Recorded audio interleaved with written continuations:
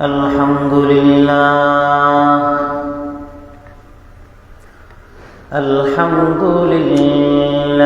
الذي نزل الفرقان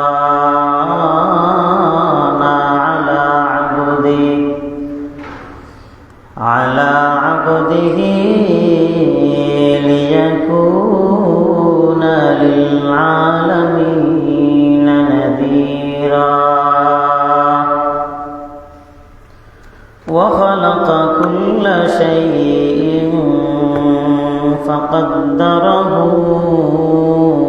تقديرا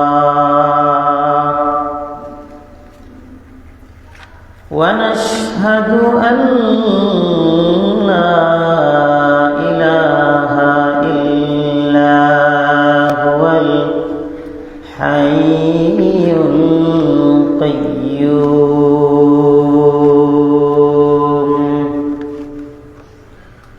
الذي لا تأخذه سنة ولا نوم ونشهد أن سيدنا وسندنا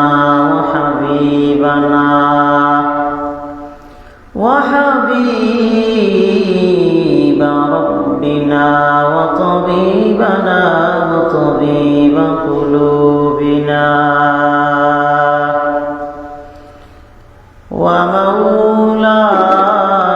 ومولانا محمدا عبده ورسوله الذي أرسله الله تبارك وتعالى بالحق بشيرا ونذيرا وداعيا إلى الله بإذنه وسراجا منيرا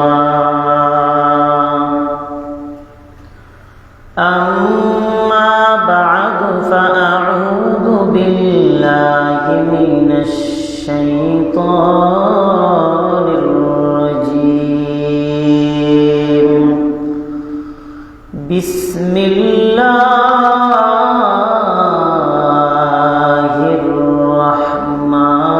الرحمن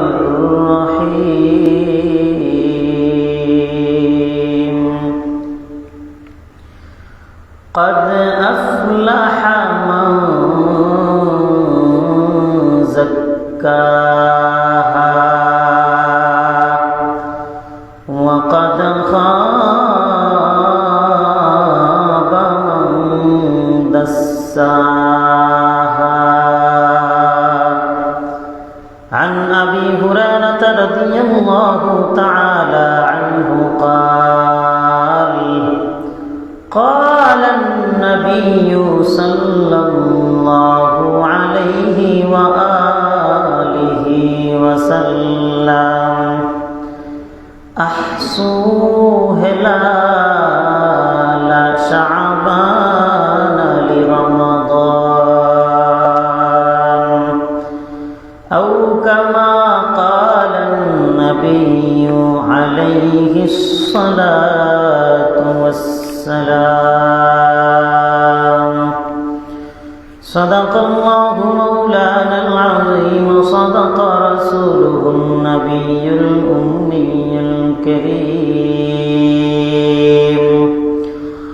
ونحن على ذلك لمن الشاهدين والشاكرين والذاكرين والحمد لله رب العالمين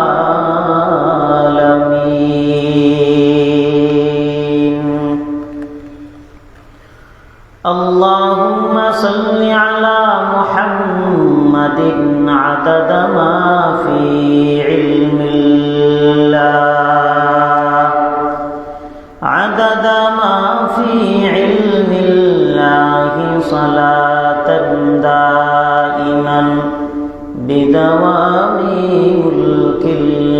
الله اللهم صل على محمد وأنزله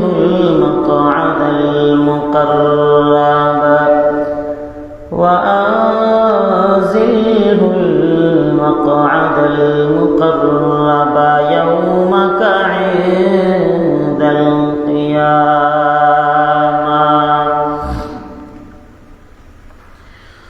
এক চশমে জদন গাফিল যা শাহ নবাশি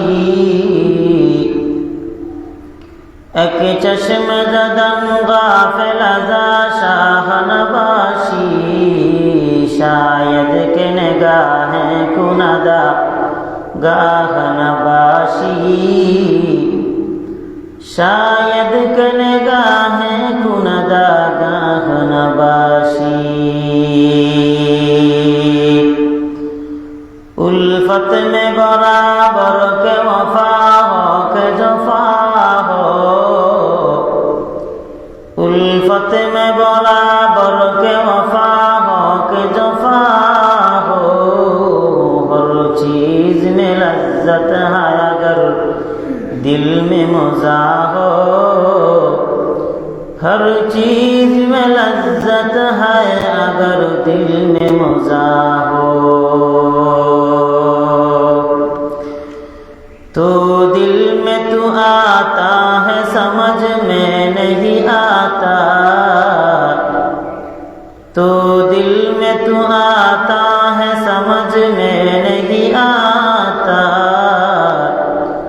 बस जान लिया मैं तेरे पहचान यही है बस जान लिया मैं तेरे पहचान यही है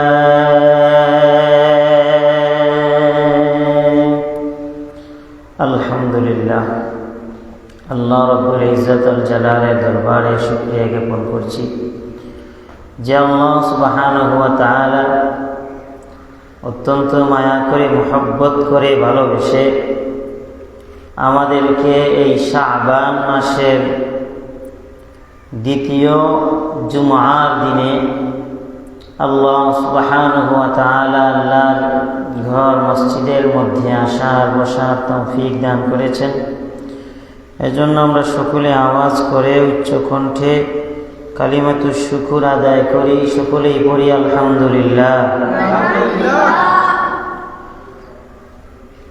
শাবান মাস অত্যন্ত দামি একটি মাস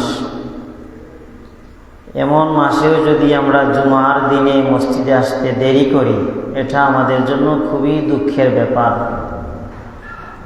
এই মাসগুলোতে যত সম্ভব আমল করা যত সম্ভব এই মাসগুলোতে নিজেকে রমাদানের জন্য প্রস্তুত করা রমাদান একদম সন্নিকটে এমন সময়ে যদি আমরা গাফেল থাকি এর থেকে কষ্টের পরিতাপের আর কিছু হতে পারে না বর্তমান মাস শাবান মাস শাবান শব্দটি শাবুন থেকে এসেছে শাবুন অর্থ শাখা প্রশাখা শাবুন অর্থ ছড়ানো এর অর্থ হলো শাবান মাসে আমল যারা করে যারা রোজা রাখে যারা নফল নামাজ পড়ে তাদের নফল নামাজের সওয়াবকে তাদের নফল রোজার সওয়াবকে আল্লাহ তাআলা একটি গাছের পাতা যেভাবে ছড়িয়ে যায় একটি গাছের ডাল যেভাবে ছড়িয়ে যায় ঠিক তদ্রূপভাবে রোজাদারের রোজার সওয়াব নফল নামাজ পড়নেওয়ালা ব্যক্তির নফল নামাজের সওয়াব গাছের ডালপালার মতো গাছের পাতার মতো আল্লাহ ছড়িয়ে দেন বলেন সুবহানাল্লাহ। তাহলে এই মাস কত দামি মাস যে আল্লাহ সুবহানাহু ওয়া তাআলা সওয়াব দিতে কৃপণতা করেন না আল্লাহ বিশাল বিশাল সওয়াব দান করেন একটা শুকনা গাছের পাতা ঝাড়া দিলে একসাথে বহু পাতা ঝরে পড়ে একসাথে বহু পাতা ঝরে পড়ে আল্লাহ সুবহানাহু ওয়া তাআলা এই দামি মাসগুলোতে তার রহমতের জরিয়া জমিনের মধ্যে আল্লাহ রাব্বুল আলামিন প্রেরণ করেন, বলেন সুবহানাল্লাহ। তাহলে কত মর্যাদাশীল এই মাস। এই মাসগুলোতে আমরা প্রত্যেকেই গুরুত্ব দেওয়া, মূল্য দেওয়া, দাম দেওয়া। আল্লাহ রাসূল সাল্লাল্লাহু আলাইহি ওয়াসাল্লাম শাবান মাস আসলেই রমাদান মাসের হিসাব করতেন। রমাদান মাস আর কয়দিন বাকি আছে? কথার কথা, আজ আর 19 দিন আছে রমাদানের। যখন একদিন চলে যাইতো আর 18 দিন আছে রমাদানের, আরো একদিন যাওয়ার পরে আর 17 দিন আছে রমাদানের। এভাবে আল্লাহ রাসূল গণনা করতেন। এজন্য রাসূল বলেন, আহসু হেলালা শাবান, তোমরা শাবানের চাঁদকে গণনা করো, কারণ লি রমাদান, রমাদান মাসের হিসাবের জন্য তোমরা শাবানের চাঁদকে গণনা করো। শাবানের চাঁদকে গণনা করতে করতে একদিন রমাদান একদম হিসাবের সন্নিকটে চলে আসবে। এজন্য শাবানকে তোমরা তোমাদের গণনার মধ্যে রাখো। আল্লাহ রাসূল গণনা করতেন। এরপরে নবী আলাইহিস সালাম এই মাসে সবচেয়ে বেশি নফল রোজা রাখতেন, সবচেয়ে বেশি নফল রোজা রাখতেন। সাহাবায়ে কেরাম এমনও ভাবতেন যে আল্লাহ রাসূল মনে হয় আর রোজা ছাড়বেন না। রমাদান ছাড়া সবচেয়ে বেশি আল্লাহ রাসূল যেই মাসে রোজা রাখতেন সেটা হলো শাবানের মাস। সুবহানাল্লাহ বলেন। আপনারা একটু কাছে আসেন, কাছে আসেন, এত দূরে থাকার দরকার নেই। তাহলে দেখেন, রমাদান মাস তো ফরজ, রমাদান মাসের রোজা তো ফরজ। নফল যেই সমস্ত রোজা অন্যান্য মাসে রাসূল রাখতেন, তোর মধ্যে শাবান মাসের নফল রোজাকে আল্লাহ রাসূল বেশি গুরুত্ব দিতেন, বেশি গুরুত্ব দিতেন শাবান মাসের নফল রোজা। এরপরে একদম পরিপূর্ণভাবে হিসাব রাখতেন যে কতদিন শাবানের গেল, রমাদানের কতদিন বাকি আছে। আল্লাহ রাসূল এইভাবে হিসাব রাখতেন। রাসূল সাল্লাল্লাহু আলাইহি ওয়াসাল্লাম এত গুরুত্ব সহকারে রোজা রাখতেন। সাহাবায়ে কেরাম বললেন, ইয়া রাসূলুল্লাহ, আপনি কেন এত গুরুত্ব সহকারে রোজা রাখেন? কেন এত গুরুত্ব সহকারে এই শাবান মাস আপনি রোজা রাখেন? আল্লাহ রাসূল সাল্লাল্লাহু আলাইহি ওয়াসাল্লাম বলেন, সাহাবায়ে কেরাম, এই শাবান মাসে আমি এত গুরুত্ব সহকারে রোজা রাখার কারণ হলো শাবান মাসের পরের মাস রমাদান মাস, রমাদান মাসের প্র্যাকটিক্যাল স্বরূপ, প্র্যাকটিস স্বরূপ শাবানের রোজা আমি বেশি বেশি করে রাখি, বলেন সুবহানাল্লাহ। তাহলে আমাদের জন্য করণীয় কি? আমরাও রোজা রাখা, আমরাও নফল নামাজ পড়া। দেখবেন রমাদানে যখন তারাবি পড়ানো হয় 20 রাকাত, অনেকে 8 রাকাত 10 রাকাত করে চলে যায়। কিসের জন্য তুমি চলে আসলে? জবাব দেয়, কোমরে ব্যথা, হাঁটুই ধরা, বসতে পারতেছি না, পায়ের মধ্যে গিটগিট গিটগিট শুরু হয়ে গেছে, বিভিন্ন অজুহাত দেয়। এই অজুহাতটা দূর হয়ে যাবে যদি শাবান মাসে বেশি বেশি নফল নামাজ পড়া যায়। তাহলে রমাদান মাসে লম্বা নামাজ পড়তে আর কষ্ট হবে না। প্র্যাকটিস স্বরূপ, প্র্যাকটিস স্বরূপ এই মাসে বেশি বেশি নফল নামাজ পড়া। আর রোজা বেশি বেশি রাখবেন কেন? হঠাৎ করে রোজা রাখলে পেটের মধ্যে অনেকের বিভিন্ন রকমের সমস্যা হয়। এরপরে অনেকে আছে এই পেটের খিদাকে নিজে সহ্য করতে পারে না, অনেক রকমের সমস্যা অসুবিধা হয়। যদি এই শাবান মাসে ঘন ঘন রোজা রাখে তাহলে রমাদান মাসে রোজা রাখার কষ্ট হবে না। রাসূল বলেন, এই শাবান মাসের নামাজ, শাবান মাসের রোজা রমাদানের প্র্যাকটিস স্বরূপ। সুবহানাল্লাহ বলেন। তাহলে আমল করার দরকার আছে না নাই? অবশ্যই আমল করতে হবে। এরপরে সবচেয়ে মূল্যবান কথা, আল্লাহ রাসূল সাল্লাল্লাহু আলাইহি ওয়াসাল্লাম বলেন, শাবান মাস আমি নবীর মাস, রমাদান মাস আল্লাহর মাস। সুবহানাল্লাহ। ভাইয়েরা আমার, ইমাম ইবনে আসাকির রাহমাতুল্লাহি আলাইহি তারিখে দিমাশক কিতাবের 72 নং খণ্ডের 155 নং পৃষ্ঠায় 14153 নম্বর হাদিসের রিওয়ায়াত হযরত আয়েশা সিদ্দিকা রাদিয়াল্লাহু তাআলা আনহা বলেন, আমাদের নবী বলেছেন, রমাদান মাস হলো আমার আল্লাহর মাস, আর শাবান মাস হলো আমি নবীর মাস। জুড়ে জুড়ে বলেন সুবহানাল্লাহ। তাহলে বলেন, রমাদান মাস কার মাস? কথা বলেন, কার মাস? শাবান মাস নবীর মাস। যেই মাসকে নবী নিজের মাস বলে সম্বোধন করেছেন, এই মাসে তো আমল কোনোভাবেই কম করা যায় না। এই মাসে আরো বেশি বেশি বেশি করে আমল করা। ভাইয়েরা আমার, সাহাবায়ে কেরামরা রাসূলের রোজা রাখা থেকে ভাবতেন রাসূল আর রোজা ছাড়বে না। কখনো কখনো শাবান মাসের রাসূল প্রায় সারা মাসই রোজা রাখতেন। সুবহানাল্লাহ বলেন। একদম শেষের দিকে একটা দুইটা রাসূল একদম শেষের দিকে ছাড়তেন। এটারও ছাড়ার কারণ আছে। মুফাসসিরিনে কেরামরা বলেন, একদম শেষের দিকে রাসূল এক দুইটা রোজা কিসের জন্য ছাড়েন? একটা কারণ হলো, দুই একটা রোজা ছাড়িয়া রাসূল রেস্ট নিতেন, বিশ্রাম নিতেন, পূর্ণ দম নিয়ে রমাদানের সব রোজা রাখার জন্য। সুবহানাল্লাহ বলেন। এরপরে নবী আর কিসের জন্য একদম শেষের দিকে দুই একটা রোজা ছাড়তেন? আমার ভাইয়েরা, যাতে এটা বোঝা না যায় যে শাবানের সাথে রমাদানের রোজা একদম মিলানো। কথাগুলো বুঝছেন? রাসূল যদি শাবানের সাথে একদম মিল রাখেন, আমার রমাদানের রোজা রাখেন, তাহলে কেমন যেন মনে হয় শাবানের রোজার সাথে রমাদানের রোজা মিলিত। এজন্য রাসূল গ্যাপ দিতেন যাতে রমাদানের রোজাকে আলাদা করা যায়। জুড়ে বলেন সুবহানাল্লাহ। বিষয়টা বোঝানোর জন্য উদাহরণ দেই। কেউ যদি একটা সূরা কমপ্লিট করে, যেমন কেউ যদি সূরা নাসের শেষের আয়াত মিনাল জিন্নাতি ওয়ান নাস, কেউ যদি মিনাল জিন্নাতি ওয়ান নাসি বিসমিল্লাহির রহমানির রহিম বলে থামে, এটা জায়েজ না।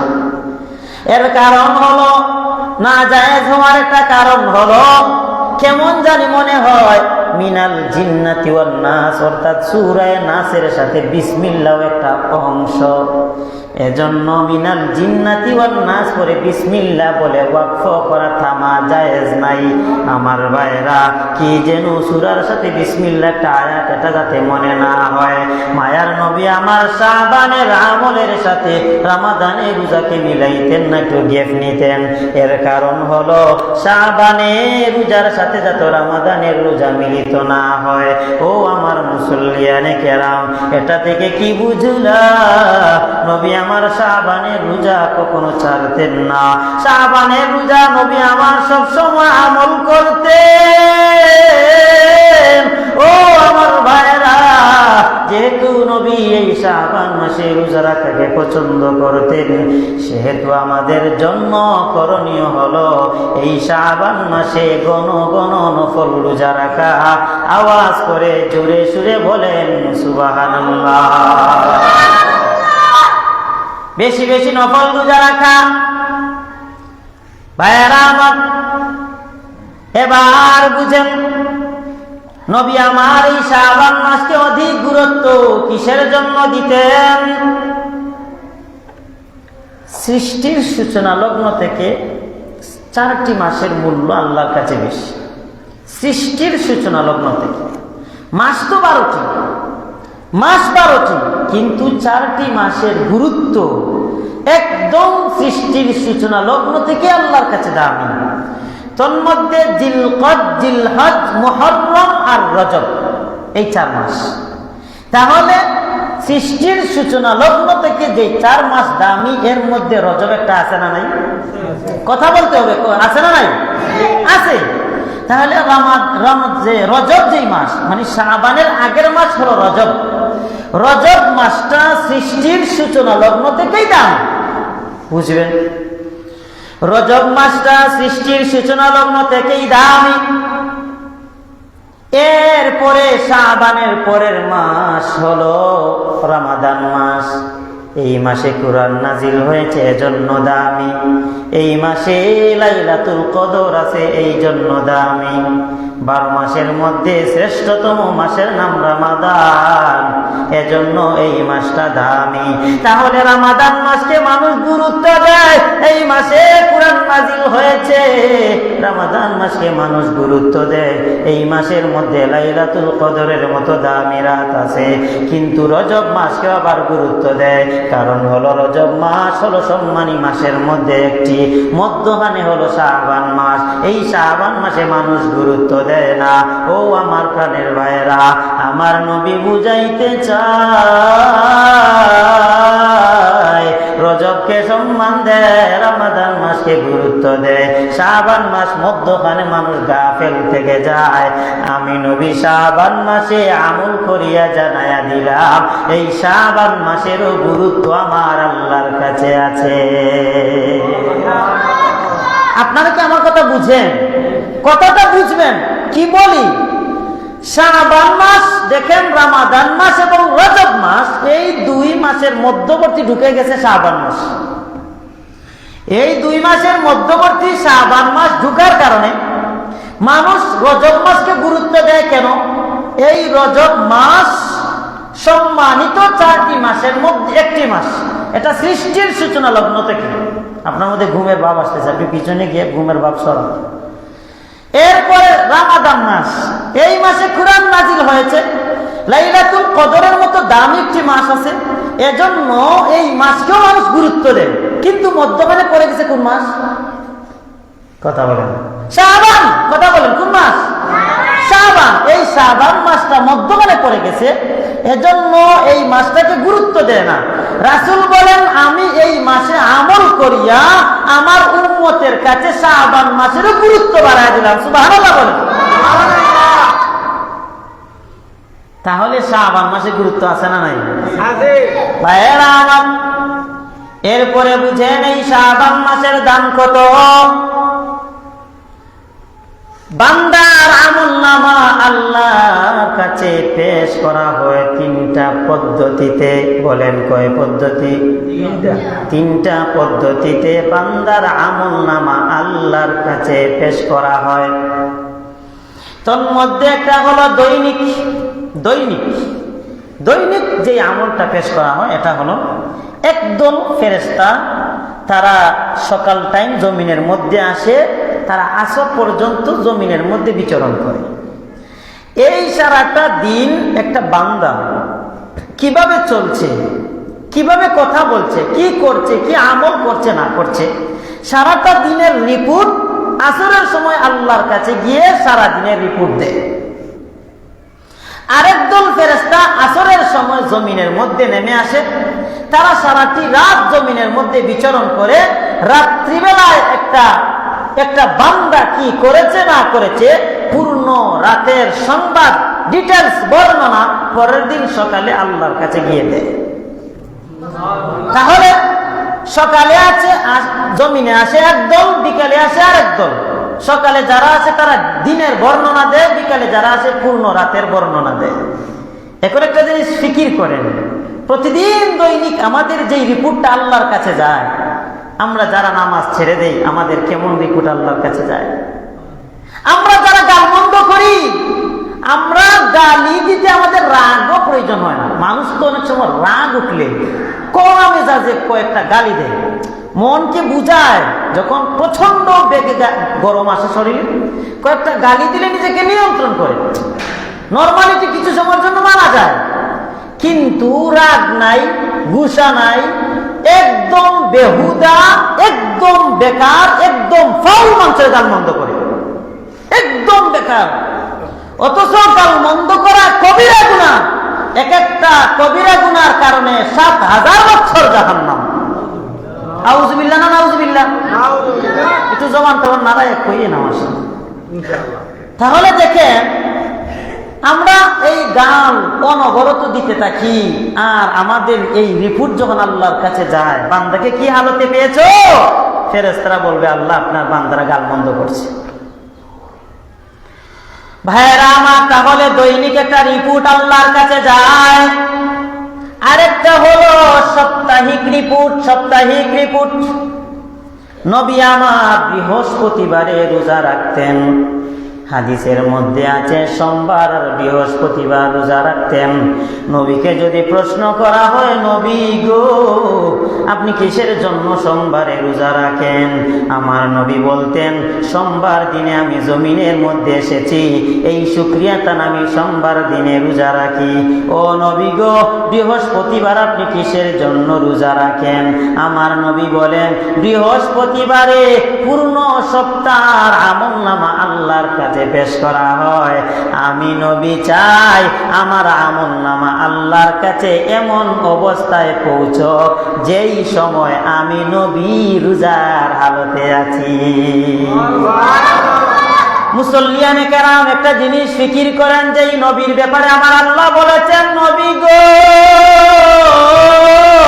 আপনার আগেও কোনো গুনাহ নাই, পরেও কোনো গুনাহ নাই। সুবহানাল্লাহ বলেন। যেই নবীর আগেও গুনাহ নাই, পরেও গুনাহ নাই, ওই নবীও বলে আমি রোজার হালতে আমার আমলনামা আল্লাহর কাছে পৌঁছাতে চাই। ও আমার ভাইয়েরা, একটু কি ফিকির হয় না? আমরা তো দিনে ভর দিন রাতে ভর রাত গুনার মধ্যে লিপ্ত থাকি, তারপরেও আমরা একটু বারের জন্য চিন্তা করি না আমার আমলনামা যখন আল্লাহর কাছে যায়, না জানি কোন হালতে আমার আমলনামা আল্লাহর কাছে যায়, একটু ফিকির আমরা করি না। অথচ নবীর কোনো গুনাহ নাই, নবী প্রতি বৃহস্পতিবার আমল ছাড়ে না, কারণ নবী চায় সপ্তাহের আমলনামা আল্লাহর কাছে যেন রোজার হালতে যায়। তাহলে দুইটা জানলেন, একটা হলো দৈনিক রিপোর্ট আল্লাহর কাছে যায়, আরেকটা হলো সাপ্তাহিক রিপোর্ট আল্লাহর কাছে যায়, আরেকটা হলো বাৎসরিক রিপোর্ট আল্লাহর কাছে যায়। আর এই বাৎসরিক রিপোর্টটা আল্লাহর কাছে যায় শাবান মাসে। সুবহানাল্লাহ জুড়ে বলেন। এই যে বর্তমান মাস শাবান মাস, এই শাবান মাসে ফেরেশতারা প্রত্যেকটা বান্দার পূর্ণ বছরের ডিটেইলস আল্লাহর কাছে নিয়ে যায়। একটু ফিকির করেন সারাটা বছর আমরা কি করেছি, একটু ফিকির করেন সারাটা বছর আমরা কি করেছি, কত বুঝানো হয়েছে আমরা বুঝি না, কত বয়ান করা হয়েছে, বয়ানগুলো আমরা কর্ণকুহরে জায়গা দেই না।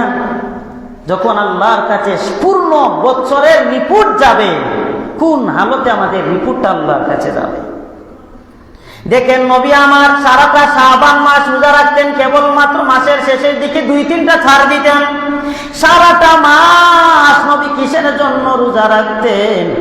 আমার নবী বলেন এই মাসের কখন জানি আমার আমলনামা আমার আল্লাহর কাছে নিয়ে যাওয়া হয়। আমার আমলনামা যদি এমন হালতে যায় আমি রোজা রাখি না, আমি নবী নিজেকে এটা বুঝাইতে পারবো না। এজন্য আমি রোজা রাখি, যাতে যখনই আমার আমলনামা আল্লাহর কাছে যায় আমি যেন রোজার হালতে থাকি।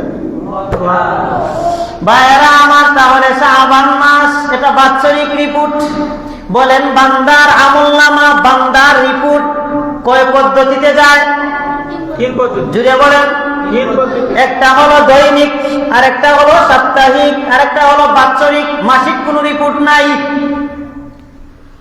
ভাইয়েরা আমার, এবার ভালো করে বুঝো, শাবান মাসে আগামী একটা বছর যাবত যত মানুষ জমিন থেকে চলে যাবে, পূর্ণ মানুষের মৃত্যুর পূর্ণ লিস্ট আমার আল্লাহ ফেরেশতাদের কাছে ধরাইয়া দেয়। মনে করেন বর্তমান মাস শাবান মাস, আগামী এক বছরের ভেতরে যত মানুষ জমিন থেকে চলে যাবে, সব মানুষের মৃত্যুর লিস্ট আমার আল্লাহ ফেরেশতাদের কাছে ধরাইয়া দেয়। ও আমার প্রাণের মুসল্লিয়ানে কেরাম, এবার একটু চিন্তা করো, আগামী বছর আমরা জমিনতে থাকবো কি আর থাকবো না, না জানি আমাদের লিস্টটা আমার আল্লাহ এবার নাকি ধরাইয়া দেয়। যদি আল্লাহ ফেরেশতাদের কাছে আমাদের লিস্টটা ধরাইয়া দেয়,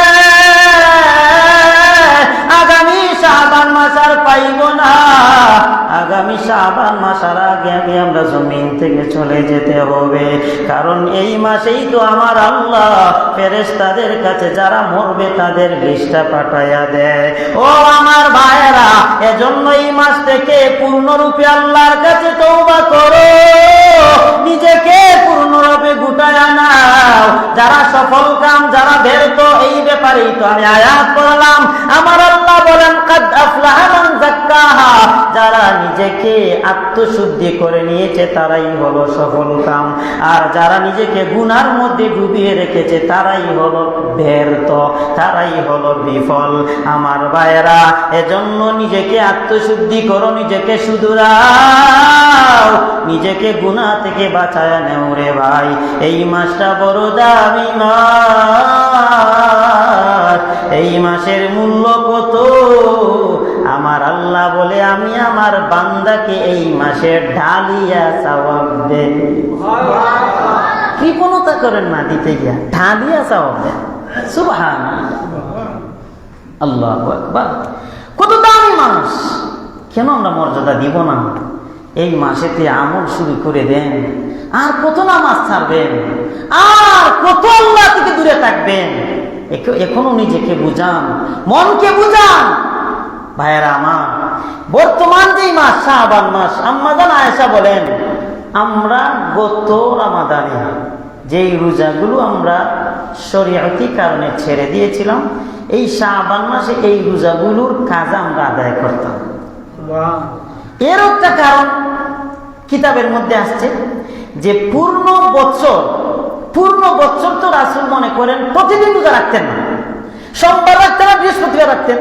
তাহলে পূর্ণ বছর আমরা রোজা রাখতে পারতাম না, কারণ আমরা যদি রোজা রাখি, রাসূল কি জানি রাসূলের কষ্ট হয়, কিসের জন্য কষ্ট হবে সেটা আপনারা বুঝেন। যদি বিবিরা রোজা রাখে, নফল রোজা, স্বামীদের প্রয়োজন হলে বিবিকে ডাক দিবে, এমন হালতে বিবি যদি রোজা রাখে তাহলে স্বামীদের কষ্ট হবে। আম্মা জান আয়েশা বলেন আমরা তখন রোজা রাখতাম না, কারণ রাসূল যদি আমাদেরকে ডাক দেন, রাসূলের যদি আমাদের হাজত হয় আর আমরা যদি এমন হালতে রোজা রাখি তাহলে রাসূলের কষ্ট হবে, যার কারণে তখন আমরা রোজা রাখতাম না।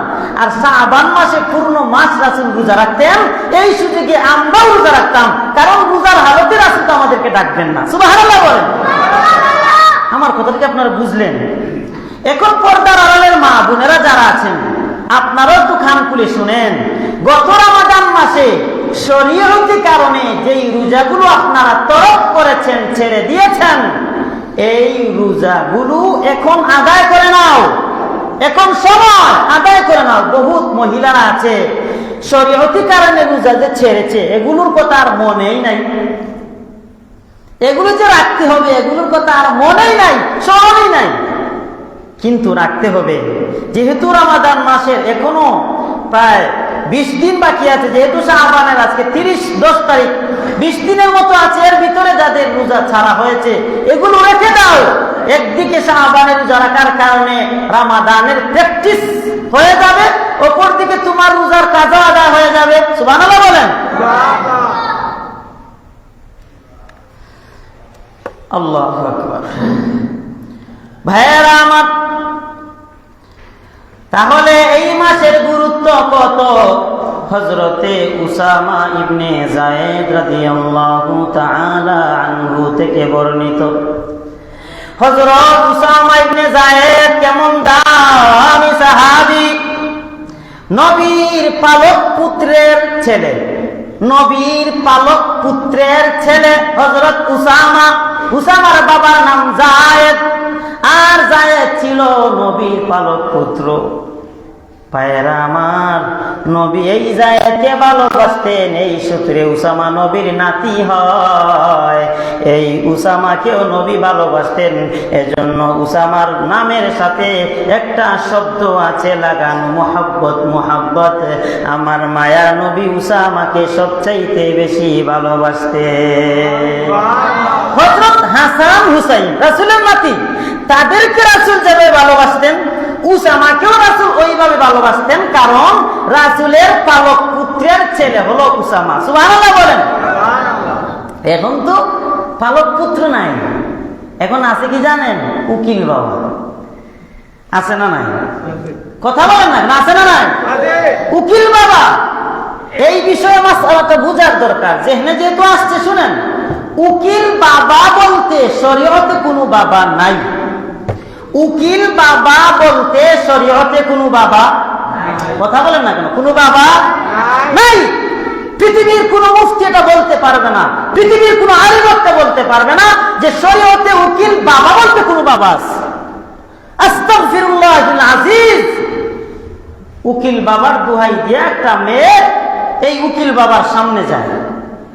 এই যে উকিল বাবা নামে যাকে সম্বোধন করা হয়, এই লোকটা মহিলাদের দিকে তাকায়, যাকে সে মেয়ে বলে সম্বোধন করে তার দিকে তাকায়। নাজায়েজ, হারাম।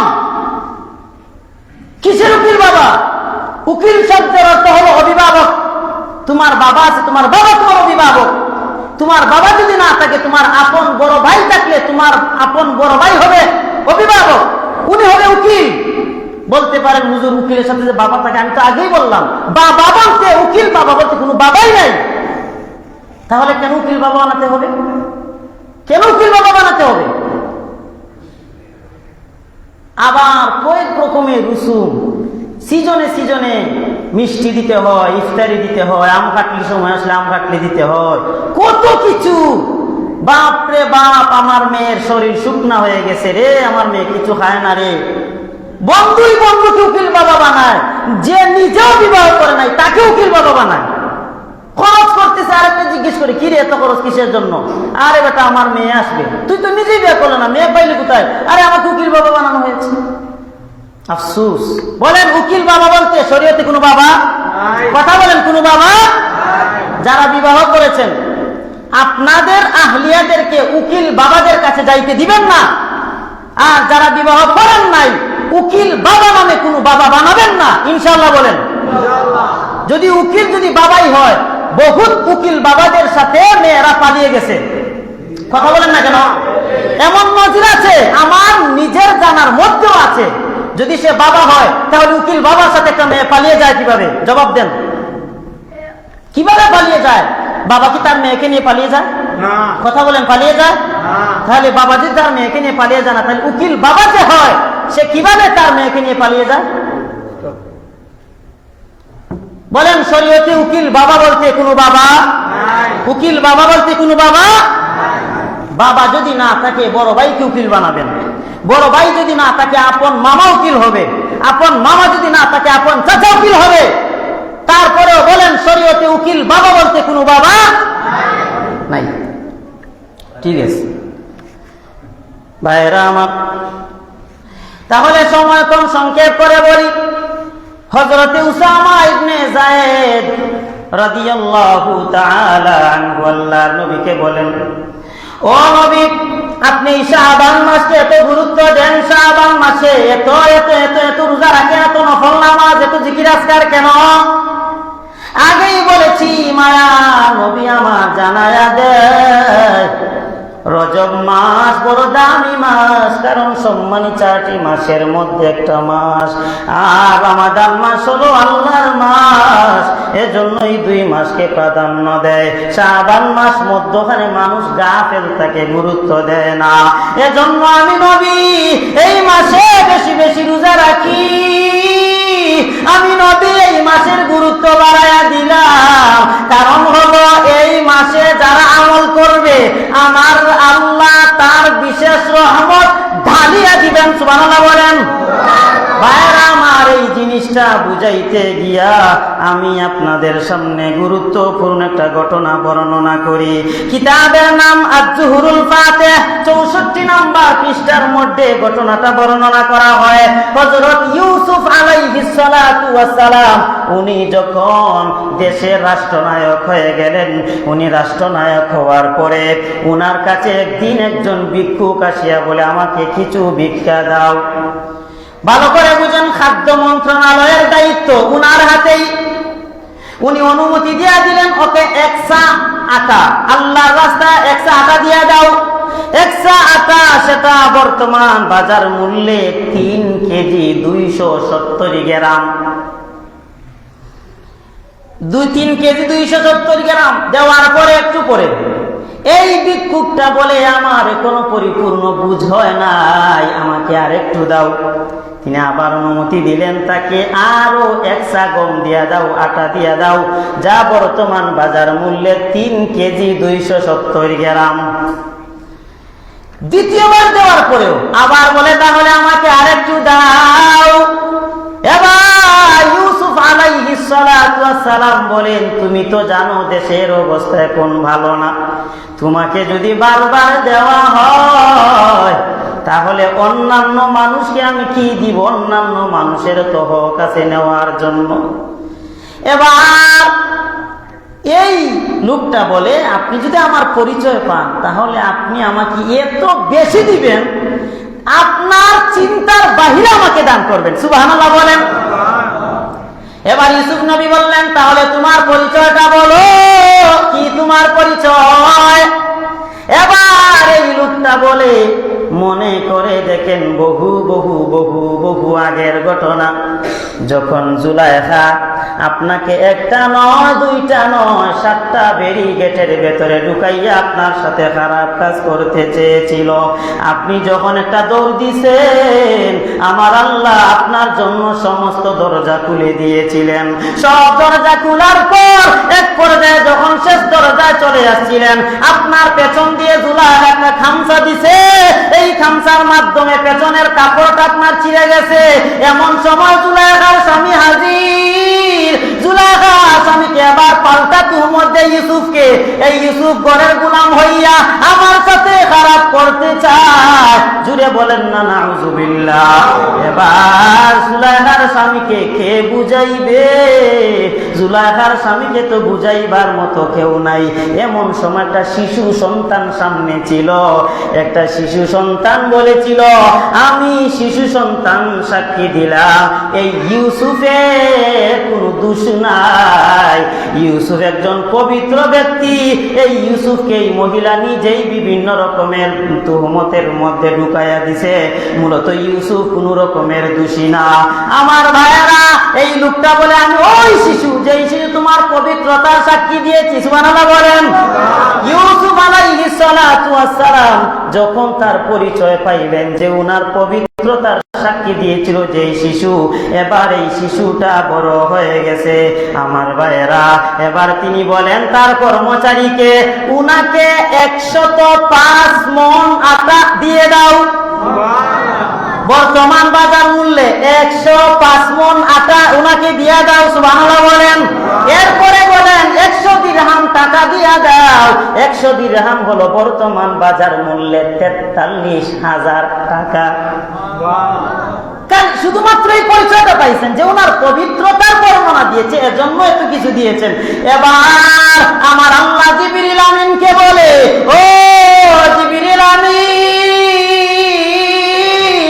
আমার ইউসুফের কাছে যাও, আমার ইউসুফের কাছে গিয়ে আমার ইউসুফকে জানায়া দাও, ও ইউসুফ, তোমার পবিত্রতার সাক্ষী দেওয়ার কারণে তুমি তাকে এত এত এত এত দান করলা। আমার কোন বান্দা যদি সকাল সন্ধ্যা আমি আল্লাহর পবিত্রতা বর্ণনা করে, না জানি আমি আল্লাহ আমার বান্দাকে কেমন পরিমাণ দিব। ভাইরা আমার, এজন্য এই মাসে আমার আল্লাহর পবিত্রতা বর্ণনা করো, বেশি বেশি করে জিকির করো। মায়ার নবী আমার জিকির সব সময় জারি রাখতেন, সব সময় আল্লাহর পবিত্রতা বর্ণনা করতেন। এমনকি প্রত্যেকটা বস্তুই তো আমার আল্লাহর জিকির করে, আমরা বান্দা হয়ে কেন করব না? এক আল্লাহর ওলি বলে, এই যে গড়ি টুন টুন টুন টুন বাড়ি দেয়, এই টুন টুন বাড়ির মাধ্যমেও আমার আল্লাহর জিকির করে।